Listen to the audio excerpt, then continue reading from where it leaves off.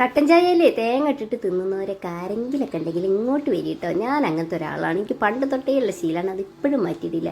കട്ടൻ ചായയും തേങ്ങയും കണ്ട അപ്പം ഞാൻ അതിലിട്ട് കഴിക്കും കേട്ടോ. പിന്നെ മക്കൾ എന്നൊക്കെ പറയും, പക്ഷേ എനിക്കിഷ്ടമാണ്. അങ്ങനെ പുട്ട് റെഡിയാക്കിയിട്ട് ചെമ്പാവിൻ്റെ നല്ല പുട്ട് റെഡിയാക്കണം. നമ്മൾ പുട്ടുകുറ്റിയൊക്കെ ഒന്ന് മാറ്റണം കേട്ടോ. ഒന്നുമില്ലെങ്കിൽ സ്റ്റീലിൻ്റെയോ അല്ലെങ്കിൽ മണ്ണിൻ്റെ ഒറ്റ വാങ്ങിക്കണം എന്ന് വിചാരിക്കുന്നുണ്ട്. ഇൻഷാ അല്ലാഹ് എല്ലാം ശരിയാവും. അങ്ങനെ മന്ദം മന്ദം അടിവെച്ച് വരുന്നതിൻ്റെ നെബൂട്ടൻ 3.5 വയസ്സായിക്കിട്ട് ഡയപ്പർ ഇതുവരെ മാറ്റാൻ പറ്റിയിട്ടില്ല.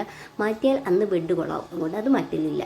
പിന്നെ ജബ്രൂട്ടൻ്റെ മുഖത്തൊരു പുഞ്ചിരി നിങ്ങൾക്ക് കാണാൻ കണ്ടില്ലേ? എന്താന്ന് വെച്ചാൽ ചൂടുവെള്ളം വെച്ച് നടന്നതിൻ്റെ സന്തോഷമാണ്. എൻ്റെ 2 മക്കൾ 2 ടൈപ്പാണ്. ജബ്രൂട്ടന് വെള്ളം ചൂടുവെള്ളം ഉണ്ടെങ്കിലേ കുളിക്കുള്ളൂ, ജബ്രൂട്ടന് ചൂടുവെള്ളം വേണ്ട, അത് പേടിയാണ്.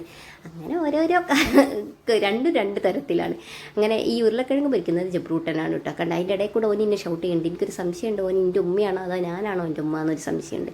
അപ്പോൾ എന്തിനാണ് ഷൗട്ട് ചെയ്യുന്നതെന്ന് വെച്ചാൽ അവർക്ക് ഉച്ചക്ക് പുട്ട് മതി, ചോറ് വേണ്ട. രാവിലെ പുട്ട് ഇഷ്ടമില്ലാത്ത ആളാണ്, ഉച്ചക്ക് തിന്നാൻ നിൽക്കുന്നത്. അവൻ്റെ ഐഡിയ അവിടെ കേട്ടെ. അങ്ങനെ ഉണക്കച്ചമ്മീനും മാങ്ങയും ചക്കക്കുരൊക്കെ ഇട്ടിട്ടുള്ള അടിപൊളി കറി റെഡിയാക്കണം. തേങ്ങ ഒഴിച്ചിട്ടുണ്ട്. ഇനി വറവിട്ടാൽ നല്ല കറിയാണ് കേട്ടോ. ഞാൻ അതിൻ്റെ റെസിപ്പി ഇട്ടേയും കൊണ്ട് വീണ്ടും കാണിച്ച് ബോറടിപ്പിക്കുന്നില്ല. നല്ലൊരു കറിയാണ് ഇത്. ജബ്രൂട്ടിന് സ്കൂൾക്ക് വേണ്ടിയിട്ട് ഉണ്ടാക്കുന്നില്ല, അത് ഉച്ചക്കത്തെ കറിയാണ്. അപ്പോൾ എന്തായാലും അടുപ്പൊക്കെ കത്തിച്ച് എല്ലാം ആക്കുമ്പോൾ അതും കൂടി ആക്കിയാൽ നമുക്ക് പണി തീരുമല്ലോ. അങ്ങനെ കുടിക്കാനുള്ള വെള്ളം കൂടി അടുപ്പത്ത് വെച്ചിട്ടുണ്ട്. ഇനി ജബ്രൂട്ടിൻ്റെ ലഞ്ച് ബോക്സും സ്നാക്സ് ബോക്സൊക്കെ ഒന്ന് റെഡിയാക്കണം.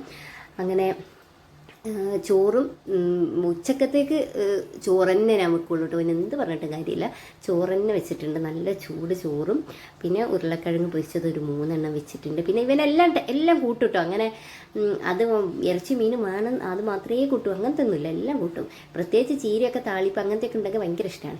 അങ്ങനെ ബീട്രൂട്ട് ഉപ്പേരി വെച്ചിട്ടുണ്ട്. പിന്നെ ഞാൻ കുറച്ച് കടല മാറ്റി വെച്ചിട്ടുണ്ടായിരുന്നില്ല, പുഴുങ്ങിയത്, അത് വറവിട്ടും കൊടുത്തിട്ട് അത് ഭയങ്കര ഇഷ്ടമാണ്.